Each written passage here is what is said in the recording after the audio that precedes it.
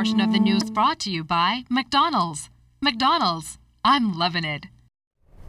A new group of officers graduated from the Royal Bahamas Police Force Training College yesterday and are set to take on the task of tackling crime in the country. Minister of National Security, the Honorable Dr. Nottage, addressed the group and he charged them to serve the country proudly. Cleopatra Murphy has a story. They entered the police college as recruits, and after completing a rite of passage Thursday, the group of 32 left as full-fledged officers. Fully regaled in their uniforms, the graduates of the A Squad 2014 performed drills on the parade grounds before family and friends. Minister of National Security, the Honorable Dr. Nottage, however, told the officers that with their new status come serious responsibilities. As you execute your duties, you must be mindful of your general mandate as outlined in the Police Act.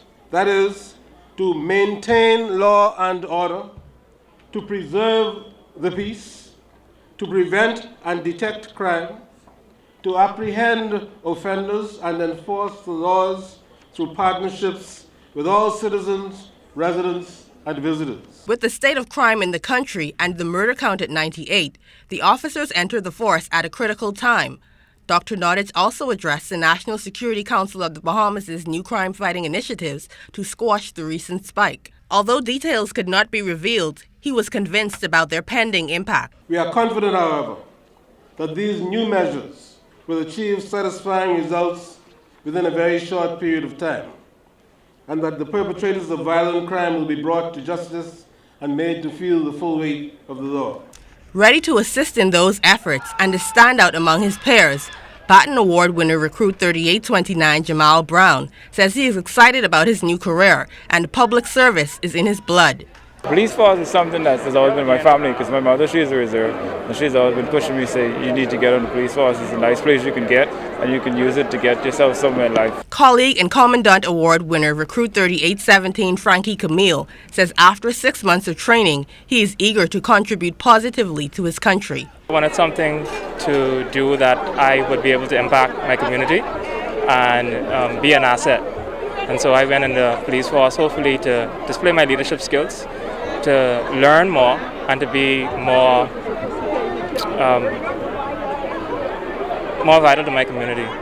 Police Commissioner Alison Greenslade also advised the new officers of their tremendous responsibility, charging that they must keep their hands clean and always defend what is right and decent in the country. Cleopatra Murphy, ZNS Network News.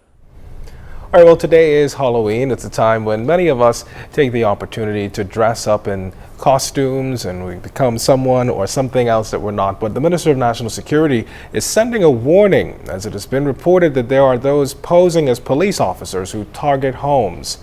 This was evidenced earlier this week when 44-year-old Andre Cartwright was killed by men posing as police officers in his Blair Estates home. The minister said the matter is concerning. Citizens have to be extremely careful. I've heard radio announcements about this, and I'm sure the word is getting out that there are some persons seeking to gain entry into people's properties by posing as police officers. My advice to them is not to open their doors, to call the police control room 911 on all the other numbers, and we have sufficient vehicles on the road throughout New Providence for them to be able to respond in a very timely fashion. For those of you who are still experiencing those nagging dropped calls, the BTC CEO Leon Williams is offering some hope. He's explaining that the company is looking to enhance its services soon. Williams had initially promised that cell services would improve by the end of October, but he recently conceded that while some improvements have been made, there's still more work to be done. A number of cell sites by the end of October. We have run into some challenges where some of the towers that we expected in country that should have been here by October are still on a boat coming in from China. I just signed a purchase order requisition just a few days ago this week to get those towers in now from Canada rather than wait for them to come from China. But I can also try to promise right now as we speak that the services has improved improved. We've gone really from 40,000 drop calls per day down to about 50,000. And between now and Thanksgiving, you will see a major improvement in the network. We'll bring an additional at least 9 cell sites online in New Providence. In other news, one of the most significant challenges facing the country is the cost of energy. The Prime Minister, the Right Honourable Christie, highlighted this as he officially opened the Engineers Conference 2014 at the Malia Conference Centre. Engineers are exploring the significance and integration of public-private partnership as the way forward for governments. The Bahamas Engineers Society and the Canadian Society for Civil Engineering have come together to discuss the 3 Ps. The Deputy Prime Minister is leading a group with a timeline of the end of the year to try and complete a process that we have been engaged in over this last year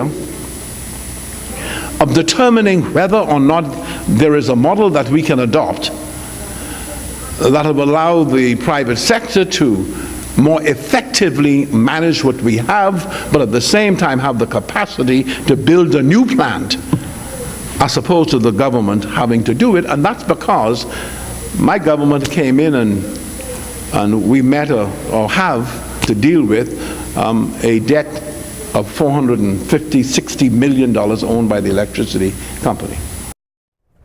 The Prime Minister says his government has adopted legislation adopted into legislation the initiative of public-private partnership, ensuring that as developers seek to invest and build in the Bahamas, they assist with the infrastructure and the creation or upgrade of other facilities, enabling the country to achieve its goal of modernization without impacting the national debt. When the developer is able to move at the pace that he wants to move at to get things done with the proper permission, the government is able to sit back and regulate it properly, but at the same time, the government does not have to find the capital to put into this, to borrow the money to put into this, to add to the national debt to put into this. That risk and the capital formation is put in by the developer. This portion of the news was brought to you by McDonald's. McDonald's, I'm loving it.